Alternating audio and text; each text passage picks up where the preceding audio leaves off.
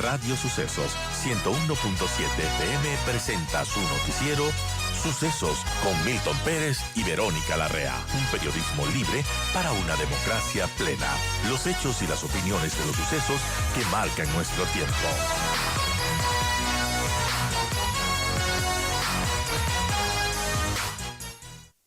Está con nosotros el experto en los temas laborales, doctor Javier González.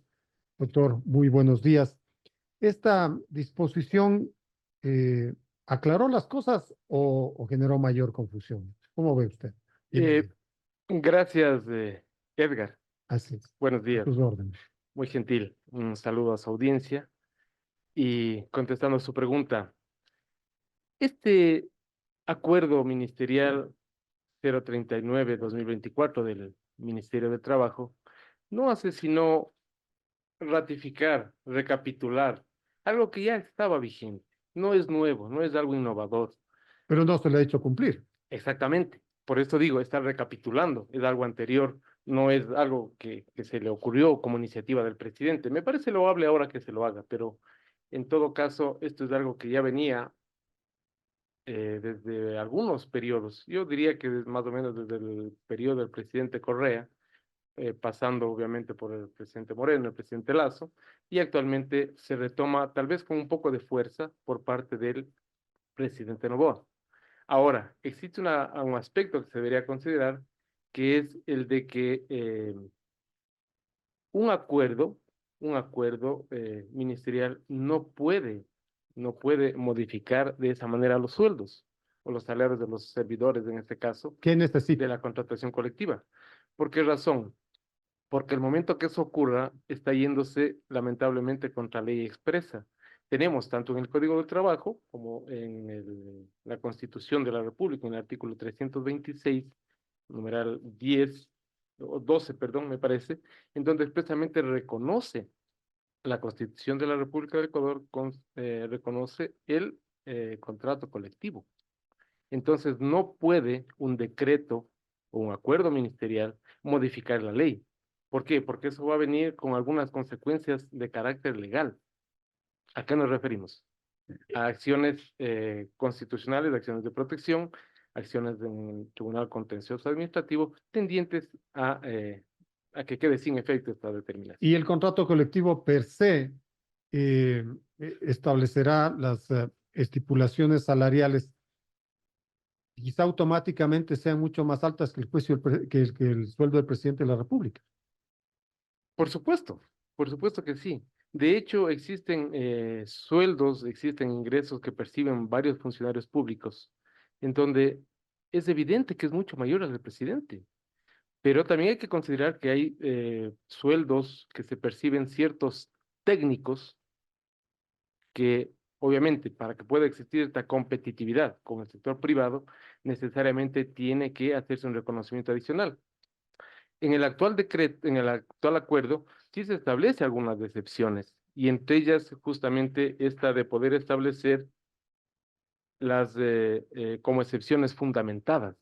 Esto es, que si es que ¿En qué sectores o en qué en los aspectos? sectores estratégicos, excepciones fundamentadas, que es del mismo presidente de la República quien tendrá que tomar de manera individualizada y razonada el por qué se justifica un incremento de un determinado funcionario, pero de manera excepcional. Eso viene desde el tiempo del presidente Correa. Recuerdo en sus Exactamente. sabatinas que él decía que en el área petrolera tienen que el Estado pelear con las empresas privadas donde hay altos sueldos. La empresa petrolera es una empresa de altos sueldos. Y entonces, si se quiere tener a un profesional de valía, hay que pagarle más. Por eso el sistema de excepcionalidad. Pero en esta rama de los sectores estratégicos, ¿no? Exactamente, es en los sectores estratégicos. Tan así que inclusive estos sueldos dorados que están tan en boga este momento, se refieren específicamente, de acuerdo a la información proporcionada por la señora ministra Ivonne Núñez, a 4 empresas. En concreto, hablamos de Petroecuador, hablamos de CNT, Corporación Nacional de Telecomunicaciones, PENEL, donde CNEL, ahí se ha hablado que es de todo lo que se sueldos oye, ¿no? increíbles, ¿no? Exactamente. $65,000. Y la Corporación Eléctrica del Ecuador. Verá, yo hago una observación ahí en cuanto a este rubro. Me parece que hay un error, de buena fe quiero entender, un error por parte de la señora ministra del trabajo, independientemente del cargo que ostenta, porque se vuelve algo casi inverosímil. Estaríamos hablando de que un funcionario de esa categoría estaría ganando más o menos $850,000 anuales. Claro. Entonces, es un Eso a veces ni absurdo. un banquero. Por supuesto, ni en los países tal vez desarrollados del primer mundo se tiene esos ingresos, ¿no? Entonces me parece que es desproporcionado y debe haber, estoy seguro que debe haber algún tipo de error en la apreciación o tal vez una apreciación muy apresurada por parte de la señora ministra para determinar esos montos. Es que se llegó a decir que algunos de estos, de estas cifras respondían más bien a indemnización. Exacto, no necesariamente indemnización, tal vez sueldos acumulados, tal vez una orden de un juez de orden laboral o cualquier juez que pudo haber ordenado un reintegro de valores, que es usual. Se ven horrores en la administración de justicia hoy en día, entonces, sobre todo en Guayaquil y en la costa, en donde se ordenan estos reintegros, se ordenan estos pagos de valores adicionales que posiblemente suman estos montos, pero en la realidad yo me resisto a creer que hayan montos que oscilen en esos montos. Pues lo que hablábamos al inicio, que me parece lo fundamental. En algunos casos esto responde a la contratación colectiva. Ahí la responsabilidad es del propio Estado, de los propios funcionarios que cada plazo perentorio tienen que negociar los alcances de esos contratos colectivos. Y que me parece, y ahí le ruego nos ayude, está en la potestad de los funcionarios estatales no aceptar ciertas cláusulas. Correcto, correcto. Si legalmente los directorios de algunas empresas públicas han dispuesto o han resuelto incrementos desproporcionados, existe un directorio. Ese directorio tiene que responder. ¿Ante quién tiene que responder? Tiene que responder ante la Contraloría General del Estado para poder establecer, en este caso, a través de un examen especial de, de las remuneraciones, a cada una de las empresas públicas. No hablamos de cantidad de empresas públicas, hablamos de 4 empresas públicas. Entonces, puede determinar estas responsabilidades de este incremento de sueldos en las proporciones que se lo ha dado. ¿Esto qué arroja? Esto arroja un resultado, este informe de Contraloría, en donde se van a determinar las glosas y las acciones de reintegro de los valores indebidamente cancelados o debidamente entregados, junto con un IRP, que significa un informe de responsabilidad penal, que será necesariamente enviado a la Fiscalía para que se determine responsabilidad. Eso es lo que se debe hacer, eso es lo que no se lo ha dicho, pero es perfectamente válido una reflexión de esa naturaleza. O sea, solo la Contraloría puede controlar, puede supervisar que se cumpla con esta disposición del presidente de la República. Claro, por supuesto que sí. Porque uno pensaría que el Ministerio del Trabajo pues iniciará brigadas para ver en los diferentes sectores que esto se cumpla a rajatabla. Imagínese, Edgar, lo que sería que el presidente, un caso práctico real, el presidente de la República mencione o diga que a través de este acuerdo, de decreto, acuerdo ministerial 039, nadie puede ganar más que el presidente. Repito, la acción es loable, es digna de encomio, por supuesto que sí, pero en la práctica no se compadece con la realidad. ¿Por qué? Porque jurídicamente hablando, un, en este caso, un decreto, un acuerdo, no puede modificar la ley bajo ninguna circunstancia. Es más, tampoco puede modificar ni cambiar la Constitución. La Constitución es la ley de todas las leyes, la ley madre. Entonces, no puede contrariar, no puede modificar una disposición con rango constitucional. Entonces, del momento que eso ocurre, Edgar, lamentablemente el Estado le va a llover una cascada de acciones constitucionales, de acciones de protección y, como dije al inicio, acciones de orden contencioso administrativo y sin querer poner un plano negativo, Edgar, sino más bien un plano práctico, un plano real, objetivo, todos los juicios el Estado va a perder.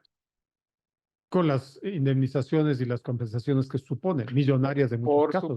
Por supuesto. Entonces ponemos en balanza y qué es más conveniente, o ahorrarnos los 20 millones que dice la señora ministra, que de paso tendrá que explicarlos. 20 ¿Cómo? o 200. mensuales, Ah, 20 millones mensuales, que sería el ahorro. claro. Tendría que explicar la señora ministra, porque no se lo ha hecho, por eso insisto, tendría que explicarnos cómo se va o cómo se sustenta ese ahorro.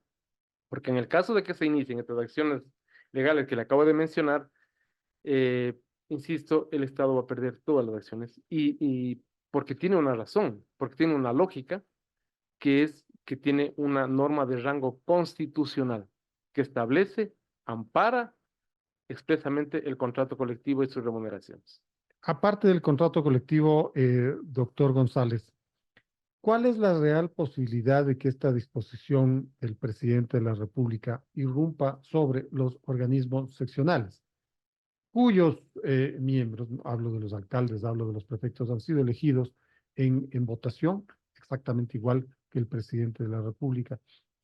Si es que esta disposición tiene alcance sobre las empresas públicas, que son una, a veces como que tienen una rara conformación dentro del espectro público. Se decía la semana pasada cómo esta disposición puede poner orden en las universidades públicas, donde antes se hablaba de salarios amplios, no inmensos. Em, la Constitución, insisto, con esa norma, con ese rango constitucional, reconoce el contrato colectivo. El presidente no puede modificar.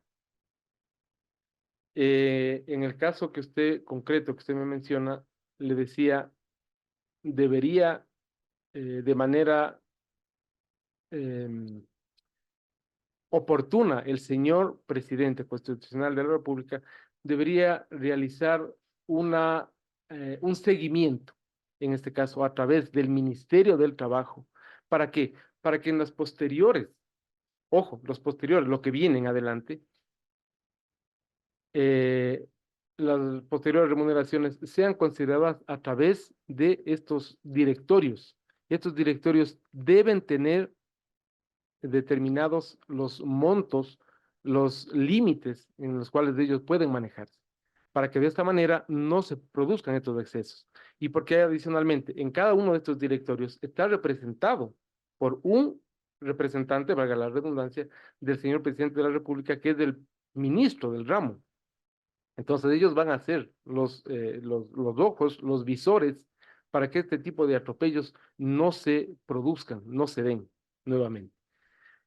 El momento que esto se produzca, va a ser obviamente, Edgar, de aquí a lo venidero, Así es. en adelante. O Lo sea, anterior la disposición de decir, a ver, señores, el sueldo suyo hay que rebajar. Eso es absolutamente ilegal. es ilegal.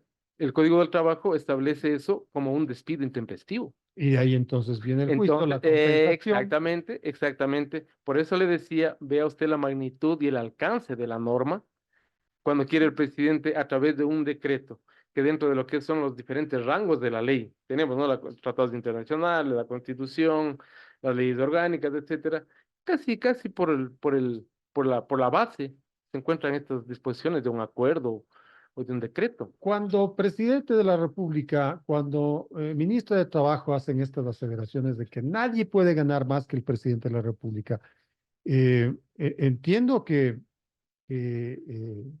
hay una comprensión muy concreta de que eso no irrumpe en el Poder Judicial, no irrumpe en el quinto poder, no irrumpe en determinadas entidades como el Consejo de Participación Ciudadana, el Consejo Nacional Electoral, cuyos sueldos, y entiendo que por ley, son obviamente más altos que el del presidente de la República.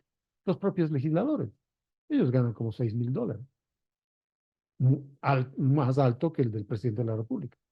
¿O es que es necesario hacer la aclaración del caso? No, a mí me parece que es necesario, como usted dice, que se haga esta aclaración. Y esta aclaración es a través del seguimiento que hace el Ministerio del Trabajo. Tiene que haber, hasta cierto punto, una mano dura respecto de la aplicación irrestricta de la norma. No puede darse este tipo de situaciones que los funcionarios públicos efectivamente ganen más que el presidente. Yo por algún asunto de orden profesional conocí de fuente fidedigna el gerente del BIES, por decirle algo. Tiene un ingreso de alrededor de $12,000. Le hablo de hace un par de años que tuve acceso a esa información. No sé si en la actualidad se modificó, pero ese es el valor. más del doble del presidente. Actualmente, los señores directivos, llamemos así, o las cúpulas en estas entidades doradas, efectivamente los ingresos son sobre los $5,000, son $5,800, $3,200, los gerentes, los directores de área, los asesores y los coordinadores tienen esos ingresos. Eso es de la vida real, actualmente, 2024, marzo del 24. Entonces, no puede ser que desde un principio se contradiga la disposición presidencial del más alto rango de que nadie puede ganar. ¿Cómo se lo hace? Bajando los sueldos a través de otro decreto posiblemente, para que venga esa lluvia, esa cascada de acciones constitucionales y legales. Obviamente va a salir el remedio más caro que la enfermedad. Hay que supervisar entonces lo que suceda con esta disposición. Doctor González, aprovecho su presencia porque se nos viene una consulta popular. Hay una de las preguntas que más atención han tenido es esta del trabajo por horas. La ministra Ivonne Núñez ha intentado situar cuál sería el precio de la hora dentro de este contrato en específico. Lo ha situado entre $7 y $8, pero atando la afiliación al INE, ¿no? Fundamental, porque ahí es donde venían las consultas y las inquietudes. En función de todo esto, ¿usted cree que la pregunta puede tener un grado de aceptación en los votantes? Verá, Edgar, yo pienso que aquí no es tanto un tema del análisis minucioso que los ecuatorianos hacemos. Es un tema de, si se quiere verlo de esa manera, con un tinte político, es decir, la simpatía, el agrado con que goza el presidente de la República. Hasta antes de estas medidas de los impuestos, el presidente gozaba de un 84% de popularidad, una